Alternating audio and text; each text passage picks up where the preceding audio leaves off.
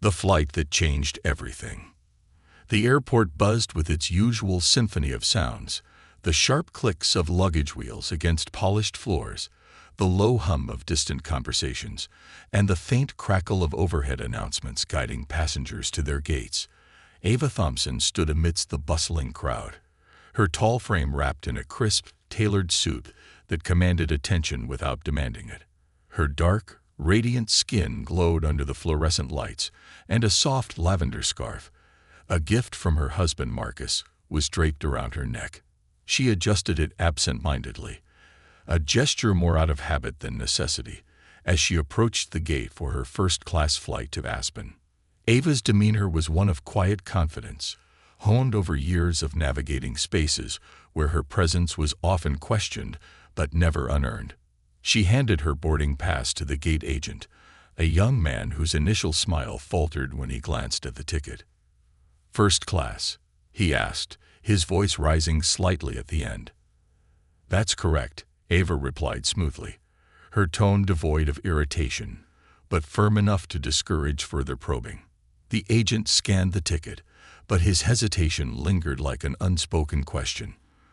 Ava was accustomed to moments like these, the subtle pauses that carried the weight of disbelief. She maintained her composure, though her grip on her designer handbag tightened slightly as the man motioned her through. As she walked toward the jet bridge, a tall figure in a crisp pilot's uniform stepped into her path.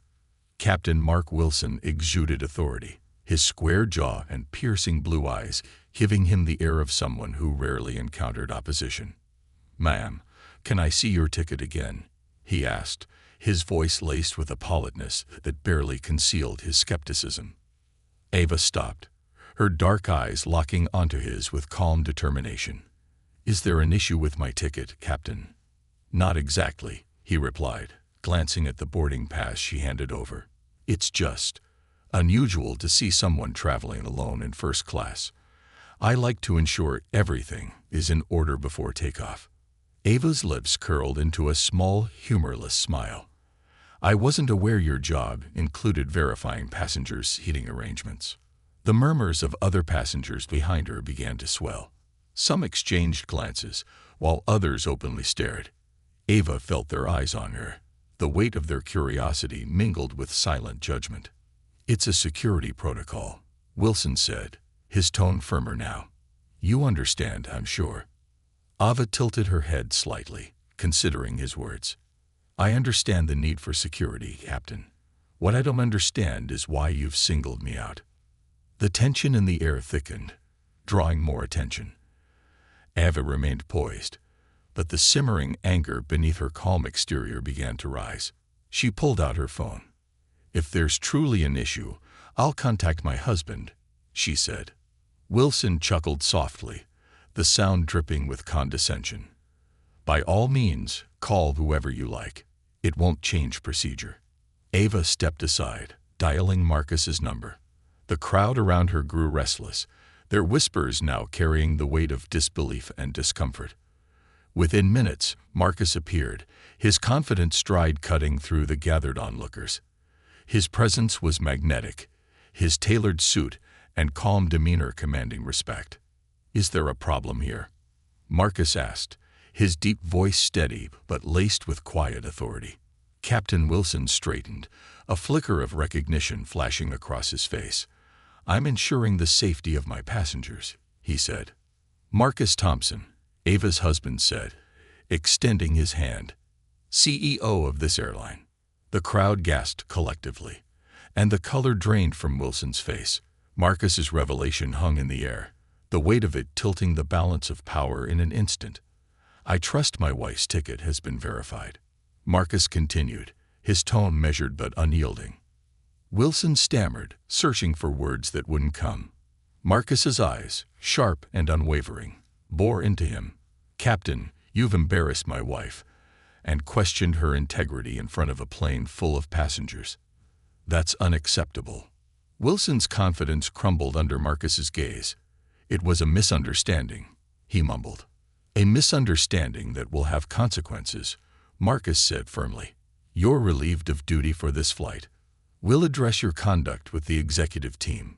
The crowd buzzed with murmurs as Wilson stepped aside, his shoulders slumped in defeat. Ava handed her boarding pass to the gate agent, who scanned it without meeting her eyes.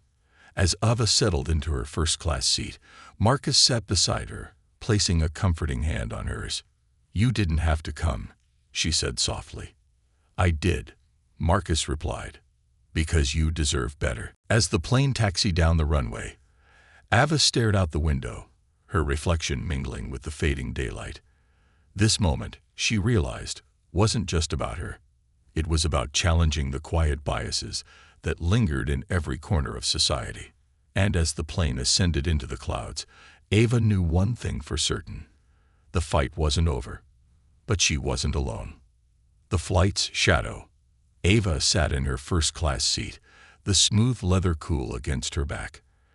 Outside the window, the plane climbed through layers of cottony clouds, the faint hum of the engines providing a constant rhythm to her thoughts. She glanced over at Marcus, who was flipping through an in-flight magazine with an air of casual indifference. But Ava knew him better than anyone. His calm exterior belied a mind that was already strategizing the next move. "Marcus," she said softly, careful not to disturb the other passengers, "I appreciate what you did back there, but I can't help but feel exposed." Marcus set the magazine down and turned toward her, his sharp brown eyes studying her face. "Exposed? Ava, you shouldn't have to justify your presence to anyone, especially not someone working for our airline." She sighed, glancing around the cabin. The other passengers avoided her gaze, though she could feel the weight of their curiosity pressing in on her. "It's not just about today," she said. "It's about what this represents. People like Wilson feel entitled to question me, to put me in a position where I have to prove my worth, even when I've earned my place." Marcus leaned forward, lowering his voice. "That's exactly why I stepped in. What happened at the gate wasn't just an insult. It was a symptom of a deeper problem. And if we're going to fix it, we need to shine a light on it." Ava nodded, but her heart was heavy. She stared out the window, watching the clouds part to reveal patches of earth below. "I just hate that this keeps happening. And every time, it feels like I'm starting from scratch." Marcus reached over, placing a hand on hers. "You're not starting from scratch, Ava. You're building something stronger each time. And today wasn't just about you. It was about everyone who's ever had to endure what you did." She wanted to believe him. She wanted to believe that the confrontation with Wilson was more than just another incident in an endless cycle. But the truth weighed heavily on her. She knew the road ahead would be long and fraught with resistance. The flight landed smoothly in Aspen, the mountains casting long shadows across the tarmac as the sun dipped toward the horizon. Ava and Marcus disembarked, their hands brushing lightly as they walked toward the terminal. The crisp winter air greeted them, carrying the faint scent of pine and snow. As they reached the car waiting to take them to their hotel, Marcus's phone buzzed. He glanced at the screen and frowned. "Work?" Ava asked, sliding into the plush leather seat. Marcus nodded, typing out a quick response. HR flagged the incident with Wilson. They want to discuss next steps tomorrow. Ava raised an eyebrow. "Tomorrow? I thought we were here to relax." Marcus gave her a rueful smile. "We are, but you know how these things go. If we don't address it now, it'll fester." Ava leaned back in her seat, the tension from the day settling into her shoulders. "Do you think anything will actually change?" Marcus reached over and took her hand. "It has to. And if it doesn't, we'll make it change." The next morning, Ava woke early, the sunlight streaming through the floor-to-ceiling windows of their hotel suite. She stood at the window, gazing out at the snow-covered peaks, her mind turning over the events of the previous day. She had tried to leave the tension behind her, but it clung to her like a second skin. "Morning," Marcus's voice came from behind her. He wrapped an arm around her waist, pulling her close. "Couldn't sleep." "Too much on my mind," she admitted. He kissed the top of her head. "We'll handle it, Ava. Together." An hour later, they were on a conference call with the airline's HR team. The voices on the other end were polite but hesitant, their carefully chosen words betraying a reluctance to confront the heart of the issue. "We take these matters very seriously," one of the executives said. "Captain Wilson has been placed on administrative leave while we conduct a review." Ava's jaw tightened. A review. The man publicly humiliated me and questioned my right to board a flight I paid for. What exactly is there to review? There was a pause on the other end, followed by a more senior voice. "Mrs. Thompson, we understand your frustration, but we have protocols to follow. Rest assured, we'll take appropriate action." Marcus leaned forward, his voice calm but firm. "Appropriate action isn't enough. What happened to Ava wasn't an isolated incident. It's a reflection of a culture that needs to change. And as the CEO of this airline, I expect to see tangible steps taken to address it." The line went silent for a moment, the weight of Marcus's words sinking in. Finally, the HR director spoke. "We'll schedule a follow-up meeting to outline our proposed changes. In the meantime, we'd like to apologize to Mrs. Thompson for what happened." Ava exhaled, her frustration simmering just below the surface. She knew the apology was a formality, a carefully constructed statement meant to placate her without addressing the systemic issues at play. After the call ended, Marcus turned to her. "They'll drag their feet if we let them." Ava nodded. "Then we won't let them." Later that afternoon, Ava found herself in the hotel's lounge, sipping a cup of tea as she scrolled through her phone. The incident at the gate had made headlines, sparking a flurry of opinions on social media. Some commenters praised Marcus for standing up for her, while others questioned whether the confrontation was blown out of proportion. Ava's stomach churned as she read the divisive comments. Why didn't she just show her ticket and move on? One person had written. Ava set her phone down, the words stinging more than she cared to admit. She had shown her ticket. She had done everything asked of her. And still, it wasn't enough. The lounge door opened, and a young woman stepped inside, hesitating when she saw Ava. It was Emily, the flight attendant from the previous day. "Mrs. Thompson," Emily said, her voice tentative. Ava gestured for her to sit. "Emily, what brings you here?" The young woman sat, her hands twisting nervously in her lap. "I just wanted to apologize again. For what happened with Captain Wilson. I should have spoken up, but I didn't know how." Ava studied her for a moment. Emily's sincerity was evident, but so was her fear. She was young, inexperienced, and caught in a system that punished dissent. "You're not the problem, Emily," Ava said gently. "But you have a choice. The next time you see something like that, you can speak up, even if it's hard. Especially if it's hard." Emily nodded, her eyes glistening with unshed tears. "I'll try." "Trying is a start," Ava replied. As Emily left, Ava felt a small flicker of hope. The road ahead was long, but moments like these reminded her why she couldn't give up. The fight wasn't just about her. It was about everyone who had ever been questioned, doubted, or made to feel like they didn't belong. And as Ava stared out at the snowy peaks beyond the window, she resolved to keep pushing forward, one step, one conversation, one battle at a time. A boardroom battle. The aspen morning greeted Ava with the sharp chill of mountain air, a stark contrast to the heat rising in her chest. She sat by the window of the hotel's suite, her coffee untouched, staring out at the snow-covered peaks. Today wasn't about the pristine beauty outside. It was about the ugliness inside, the systems and attitudes that had persisted for far too long. Marcus was already dressed, adjusting his tie in the mirror. "Are you ready?" he asked, his voice calm but laced with quiet determination. Ava turned to him, her face thoughtful. "Ready? No, but that's never stopped me before." He smiled faintly and walked over to her, placing his hands gently on her shoulders. "Just remember, you're not walking into that room alone. You've got me, and more importantly, you've got the truth." Ava nodded, her resolve hardening. "Let's go." The boardroom at the Aspen Regional Office was a space designed to intimidate, sleek and modern, with floor-to-ceiling windows showcasing the mountains beyond. A long glass table dominated the room, surrounded by high-backed leather chairs. The executives, mostly middle-aged men in dark suits, filed in one by one, their expressions ranging from polite indifference to thinly veiled irritation. Ava sat at the far end of the table, her posture straight, her face calm. Marcus sat beside her, his presence both reassuring and commanding. When the room settled, the head of the board, Richard Cartwright, a man with graying temples and a voice cultivated for authority, began.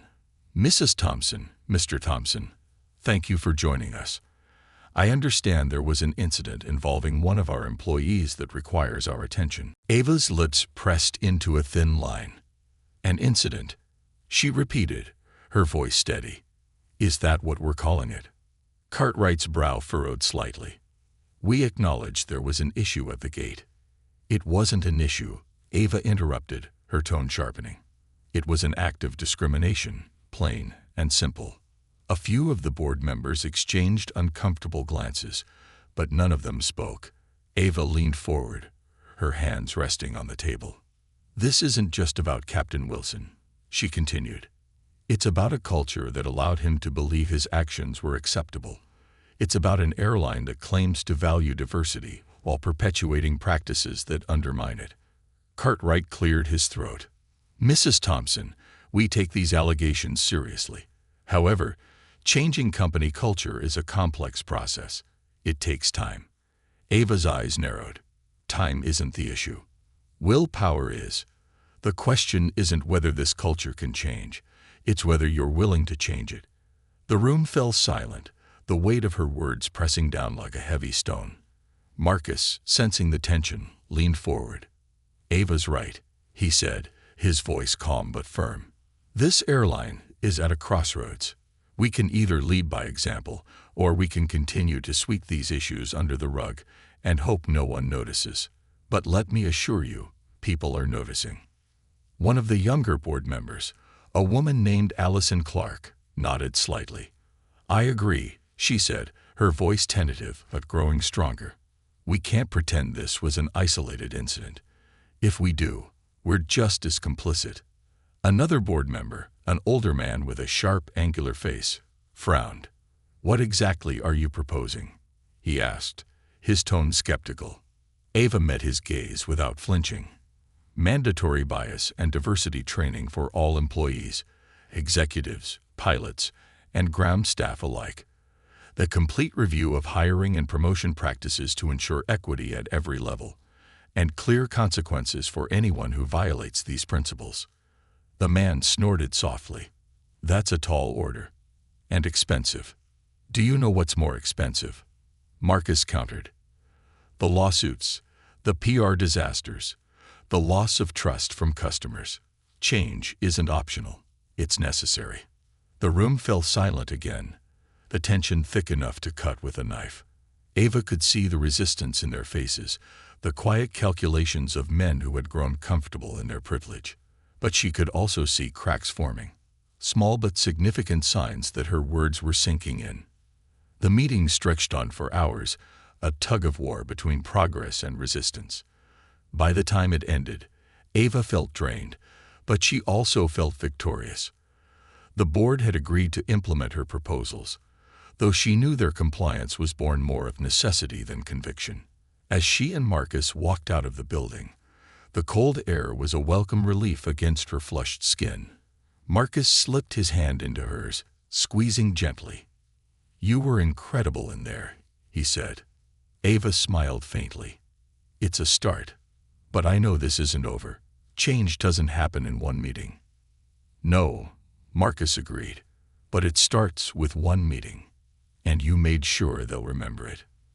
That evening, as they sat by the fire in their hotel suite, Ava's phone buzzed. It was a message from Allison Clark. "Ava, I just wanted to say thank you. You said things today that I've wanted to say for years. I'm committed to helping you see this through. Let's connect soon." Ava stared at the screen, a small smile tugging at her lips. For the first time that day, she felt a glimmer of hope. "Good news?" Marcus asked, handing her a glass of wine. She nodded, showing him the message. It's a small step, but it's something. Marcus clinked his glass against hers. To small steps, and to the woman who's turning them into strides. As the fire crackled softly in the hearth, Ava allowed herself a moment of peace. The road ahead would be long and challenging, but for now, she could rest knowing that she had taken the first step, and that she wasn't walking it alone. The resistance. The winter sun barely pierced the dense cloud cover as Ava and Marcus returned to the main headquarters of their airline in New York City. The towering glass structure reflected the muted gray of the sky, a fitting backdrop for the battle that Ava knew lay ahead. Change was never easy, and the resistance she was about to face would prove that truth all over again. The meeting with the board in Aspen had been a victory, but it was only the beginning. The real work was in the implementation. The slow, often painful process of undoing entrenched biases and rebuilding a culture from the ground up. Ava had no illusions about how difficult that would be. As she stepped into her office, her assistant, Grace, was already waiting with a stack of documents. "Morning, Mrs. Thompson," she said, her tone professional but warm. "The responses to the new diversity training mandate have started coming in." "How bad is it?" Ava asked, taking the papers from Grace and sitting at her desk. Grace hesitated. "You should probably read them yourself." Ava opened the first document, a formal letter from a group of senior pilots. Their objections were framed in professional language, but the underlying sentiment was clear: resistance. Words like unnecessary and disruptive leaped off the page, cloaked in appeals to tradition and operational efficiency. By the time Ava reached the third letter, her jaw was tight with frustration. She dropped the papers onto her desk and leaned back in her chair, pinching the bridge of her nose. "Let me guess," Marcus said, walking into her office with a cup of coffee in hand. "Push back already." Ava nodded, taking the coffee he offered her. "It's like clockwork. They're hiding behind excuses, but the truth is, they don't want to change." Marcus sat across from her, his expression thoughtful. "It's not surprising. These are people who've benefited from the status quo for years. They're not going to give that up without a fight." Ava exhaled slowly. "Then we'll fight. But we can't just make this about compliance. We need to change hearts and minds. Otherwise, it's all just a performance." Later that week, Ava called a meeting with the airline's department heads, the first step in addressing the pushback head-on. The conference room was packed, the tension palpable. Some of the attendees wore polite smiles, while others avoided her gaze altogether. "Thank you all for being here," Ava began, her voice calm but firm. "I won't waste time sugarcoating this. The new diversity training and policy changes are non-negotiable. We're not just implementing a program. We're reshaping the culture of this company." A man near the end of the table, a senior pilot named Jack Hall, raised his hand. His silver hair and weathered face gave him the air of authority, but Ava could see the challenge in his eyes. "Mrs. Thompson," he began, his tone measured, "we understand the intention behind these changes, but for those of us who've been with the company for decades, it feels like an overcorrection. Most of us aren't the problem." Ava's gaze hardened, though she kept her tone steady. "And yet, Captain Hall, incidents like what happened at Gate 14 keep happening. If most of you aren't the problem, then I expect you to be part of the solution." Another voice chimed in, this time from Sarah Myers, the head of Human Resources. "Ava, these trainings are going to meet resistance, especially from senior staff. They'll argue that it disrupts operations or undermines their authority." Ava turned to Sarah, her expression unwavering. "Authority isn't undermined by accountability. It's strengthened by it. And let's be clear, this isn't optional. Anyone unwilling to participate will face consequences." The room fell silent, the weight of her words hanging heavily in the air.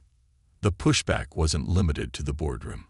Over the next few weeks, Ava received subtle, and sometimes not so subtle, reminders of how deeply ingrained the resistance was. Reports came in of employees skipping training sessions or filing anonymous complaints about reverse discrimination. Ava read each complaint carefully, her frustration growing with each passing day. She had expected resistance, but the sheer volume of it was exhausting. One evening, as she sat in her office long after most employees had gone home, Grace knocked softly on her door. "You should go home," Grace said, her voice gentle. "You've been here all day." Ava shook her head. "There's too much to do. I can't afford to slow down." Grace hesitated before stepping closer. "Ava, you're trying to change a system that's been in place for decades. It's going to take time. And you need to take care of yourself if you're going to see it through." Ava looked up at her assistant, the exhaustion evident in her eyes. "It's hard, Grace. It feels like for every step forward, we're pushed 2 steps back." Grace smiled faintly. "But you're still moving forward, and that's what matters." The turning point came 2 weeks later when a story broke in the media. An anonymous employee had leaked details about the resistance within the airline, framing it as a conflict between overreaching policies and employee rights. The story went viral, sparking heated debates on social media. Ava and Marcus watched the coverage from their living room that night. The news anchor's voice was measured but sensationalized. Critics argue that the airline's new diversity initiatives are creating a hostile work environment for longtime employees. Supporters, however, say the changes are long overdue and necessary to address systemic issues within the industry. Ava turned off the TV, her jaw tight. They're spinning this as a debate about fairness, as if holding people accountable is somehow unfair. Marcus placed a hand on her shoulder. "This is what happens when you disrupt the status quo. People fight back.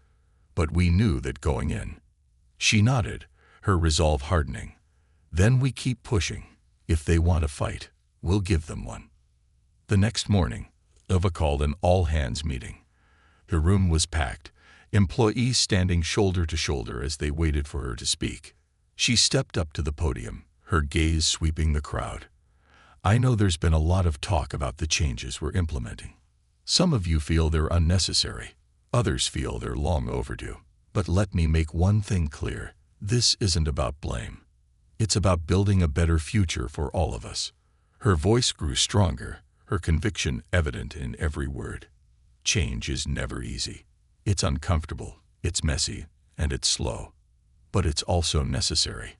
Because if we don't change, we stay complicit in a system that excludes and marginalizes people who deserve better." The room was silent, the weight of her words sinking in. Ava scanned the crowd, her eyes landing on familiar faces, some supportive, others skeptical. "This is our chance to lead by example," she continued, "to show the world what it means to take accountability and commit to progress. I won't promise it'll be easy, but I will promise it'll be worth it." As she stepped down from the podium, the room erupted into applause.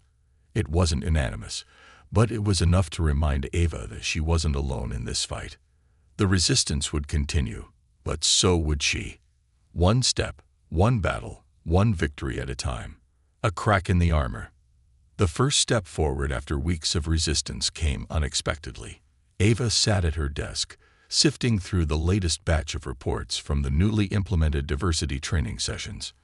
Most of the feedback was standard, compliance without enthusiasm. But one entry caught her eye. It was from Captain Jack Hall, the senior pilot who had voiced his objections most strongly during the department head meeting. His comments were terse but significant. "The training challenged assumptions I didn't realize I held. While I still have concerns about how this will affect operations, I can't deny that it's made me think differently." Ava read the lines twice, a faint smile tugging at the corners of her mouth. It wasn't a concession of defeat, but it was a start. A crack in the seemingly impenetrable wall of resistance. Her phone buzzed, pulling her attention away. It was Marcus. "Hey," he said when she answered, his voice steady but laced with urgency. "Have you seen the latest story in the Chronicle?" "No," Ava replied, her brow furrowing. "What now?" "They've picked up an op-ed by one of the pilots. Marcus explained. It's about the changes you're implementing. But this time, it's not a hit piece. It's supportive. Ava's heart skipped a beat. Who wrote it? Jack Hall. The article was titled, Why Change Matters. A Pilot's Perspective. Ava read it on her computer, her eyes scanning the carefully crafted words. Jack's tone was measured, but his message was clear. The airline's culture had stagnated, and the changes, while uncomfortable, were necessary to build a more inclusive future. I resisted at first, he wrote. I thought the policies were an overreach, a threat to the traditions that have defined our profession. But then I asked myself, who do those traditions really serve? The answer wasn't one I liked. It forced me to confront the reality that I'd benefited from a system that excluded others, not through malice, but through design. Ava leaned back in her chair, a sense of vindication washing over her. Jack's public support was a turning point, not just because of his influence within the company, but because it signaled that change was possible, even among the most resistant. The article sparked a ripple effect. Over the next week, more employees came forward to share their own stories of how the new policies and training sessions were impacting them. Some were small victories, ground crew members speaking up for the first time in team meetings, a mid-level manager recognizing bias in his hiring practices. Others were more profound, like a young black flight attendant who wrote Ava a heartfelt email thanking her for creating an environment where she finally felt seen. But the resistance hadn't disappeared. It had simply grown quieter, more insidious. Ava heard whispers of senior staff undermining the changes behind closed doors, using coded language to cast doubt on their effectiveness. One afternoon, Grace walked into Ava's office, her face tight with concern. You should see this, she said, handing Ava a folder.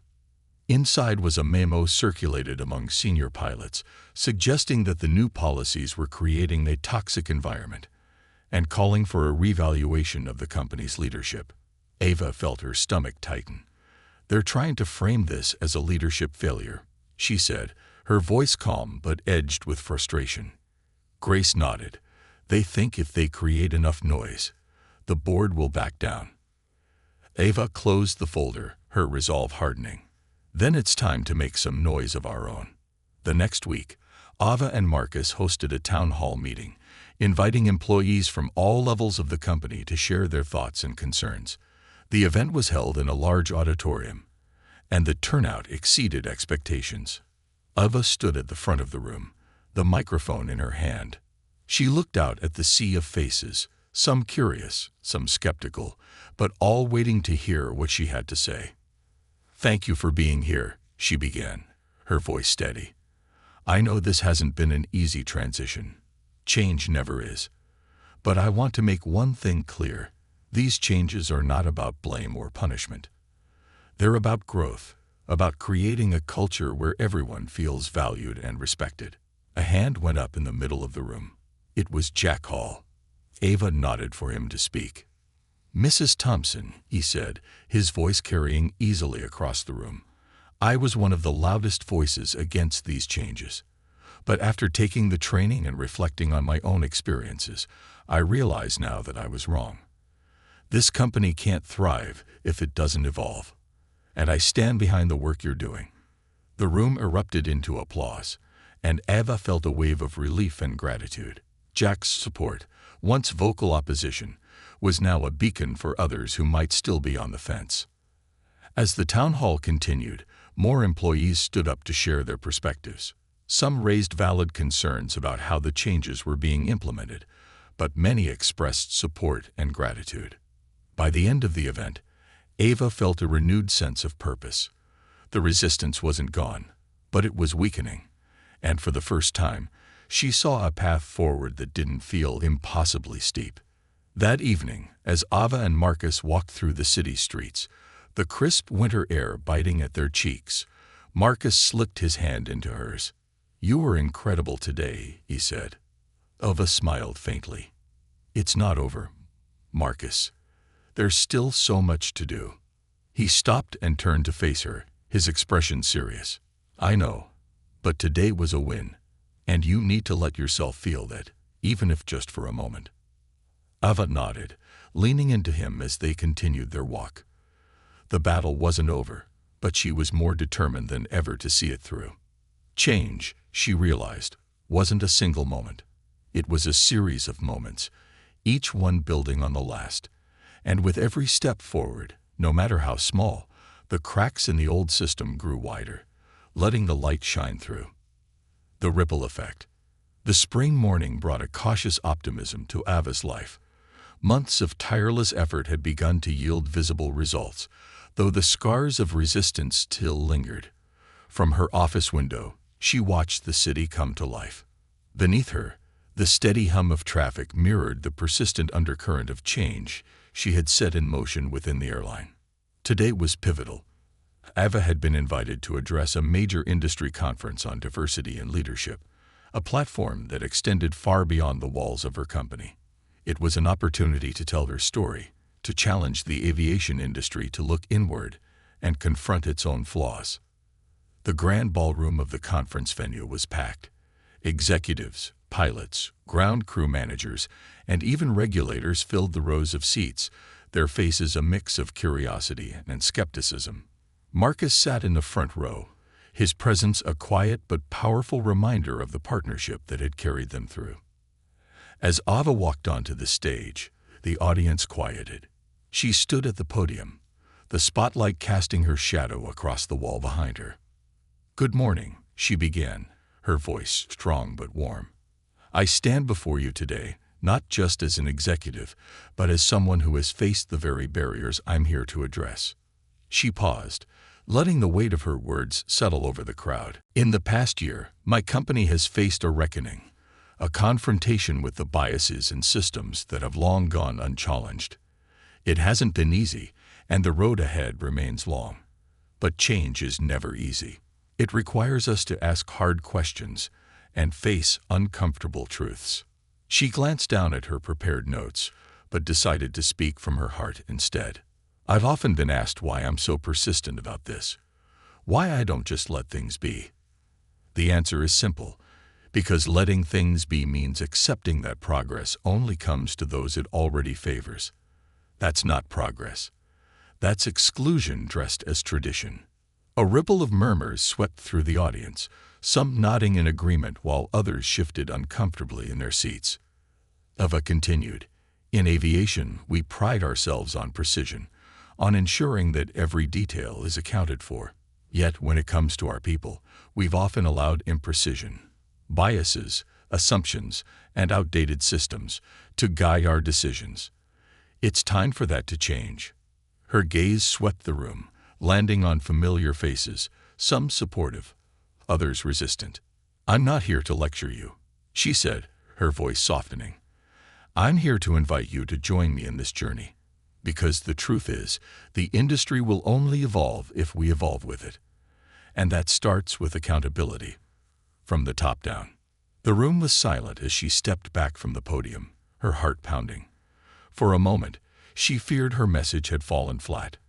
But then, applause broke out, slow at first, then building to a crescendo.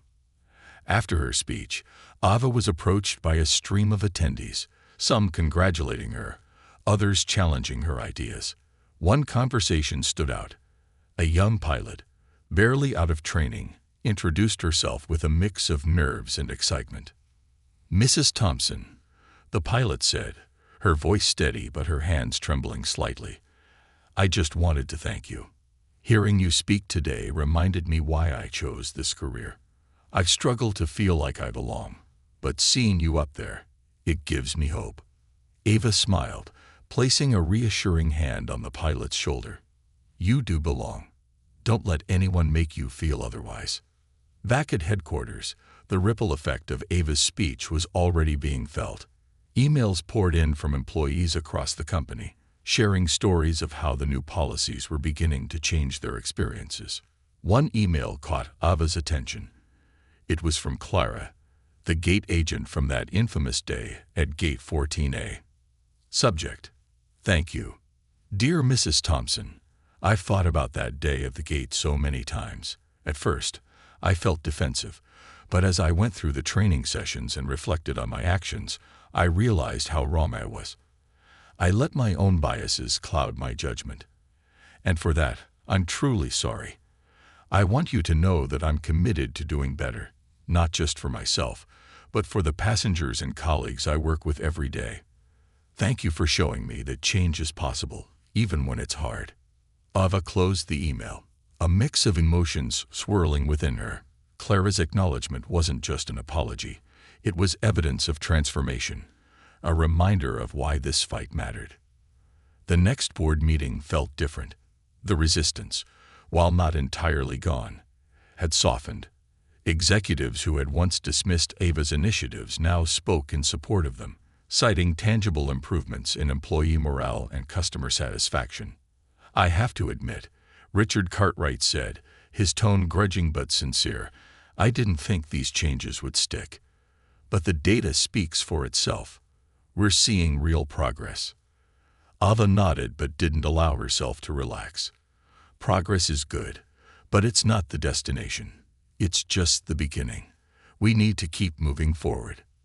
Later that evening, Ava and Marcus sat on their rooftop terrace, the city lights stretching out before them. Marcus poured them each a glass of wine, the bottle catching the glow of the setting sun. You did it, he said, his voice filled with pride. Ava shook her head, a small smile playing on her lips. We did it. But it's not over, Marcus. It's never over. He raised his glass, his gaze meeting hers. To the journey, then. And to the woman who refuses to stop walking. Ava clinked her glass against his, the sound echoing softly in the evening air. As she stared out at the city, a sense of calm settled over her. The battle wasn't over, but for the first time in a long time, she felt the weight of progress. Change wasn't a straight line, but it was moving, rippling outward like waves on a pond. And Ava was determined to keep pushing. One step, one ripple, one victory at a time. The weeks following the conference were transformative. Ava's speech had resonated beyond the airline, sparking conversations across the aviation industry. Industry publications highlighted her initiatives, while other airlines reached out to her team for guidance on implementing similar changes. For the first time, Ava felt the weight of her work extending beyond the walls of her company. One morning, Ava received an unexpected call. The voice on the other end was familiar yet tentative. Mrs. Thompson, it's Captain Mark Wilson. Ava froze for a moment, memories of that day at Gate 14 flooding back. She hadn't spoken to Wilson since his suspension, and she wasn't sure what to expect. Captain Wilson, she said, her tone measured. What can I do for you? There was a pause on the line before he spoke again. I wanted to apologize for what happened that day. At the time, I didn't see it for what it was, but after the training and some serious reflection, I realize now how much harm I caused. I was wrong, and I'm sorry. Ava sat back in her chair, the weight of his words sinking in. Thank you for saying that, she replied. I hope you understand that this isn't just about one incident. It's about ensuring it doesn't happen again, to anyone. I do, Wilson said, and I want to be part of that change, if you'll allow me. I'm ready to help, not hinder. Ava considered his words. Forgiveness wasn't easy, but it was necessary for growth. If you're sincere, Captain, there's a place for you in this new chapter, but it'll require more than words. Are you ready for that? I am, he said, his voice steady. Wilson's apology marked a turning point, not just for him but for the entire organization. His willingness to admit fault and actively participate in the airline's transformation encouraged others to follow suit. The culture, once resistant to change, began to shift. Senior staff who had been skeptical started attending diversity workshops and engaging in open discussions. Employees from marginalized backgrounds began to feel more comfortable sharing their experiences, knowing their voices were being heard. Months later, at the company's annual gala, Ava stood on a stage, much like the one she had spoken on at the industry conference. This time, however, the audience was filled with her employees, pilots, flight attendants, gate agents, and executives, all gathered to celebrate the airline's progress. Marcus stood at her side as she addressed the crowd. "This year has been one of the most challenging of my career," Ava began. "But it's also been the most rewarding. Change is never easy, and it doesn't happen overnight. But what I've seen in this company gives me hope. Not just for us, but for the entire industry." She paused, scanning the room. "We've come a long way, but there's still work to be done. The journey isn't over. It never truly is. But I believe in us, in all of you. Together, we're building something better, something that will outlast us all." The room erupted into applause, and Ava felt a swell of emotion. As the gala wound down, Ava and Marcus stepped outside for a moment of quiet. The city lights twinkled in the distance, and the hum of conversation from inside faded into the background. Marcus turned to her, his hand resting lightly on her back. "You've changed more than this company, Ava. You've changed lives." She smiled, leaning into him. "I couldn't have done it without you, or without everyone who believed in what we're building." They stood there for a moment, letting the weight of the past year settle into the stillness of the night. In the weeks that followed, Ava's work continued. New policies were drafted, more stories emerged from employees who felt empowered by the changes, and the airline began to rebuild its reputation, not just as a leader in the industry, but as a beacon of inclusivity and accountability. One day, as Ava walked through the terminal, she passed Gate 14A. The sight of it stopped her in her tracks, memories rushing back. This was where it had all begun, the confrontation, the humiliation, and, ultimately, the transformation. She stood there for a moment, watching passengers line up to board their flights. They were a diverse group, chatting and laughing, their excitement palpable. As she turned to leave, a young woman in a uniform approached her. "Mrs. Thompson." "Yes," Ava said, smiling warmly. "I just wanted to thank you," the woman said, her voice filled with emotion. "Because of you, people like me have a place here, a real place." Ava nodded, her chest swelling with pride. "That's all I ever wanted." The fight for change was far from over, but as Ava walked away from Gate 14A, she knew she had left a mark. The ripples she had created were spreading, touching lives in ways she might never fully see. And that was enough. The journey continued, but Ava was ready. One step, one ripple, one victory at a time.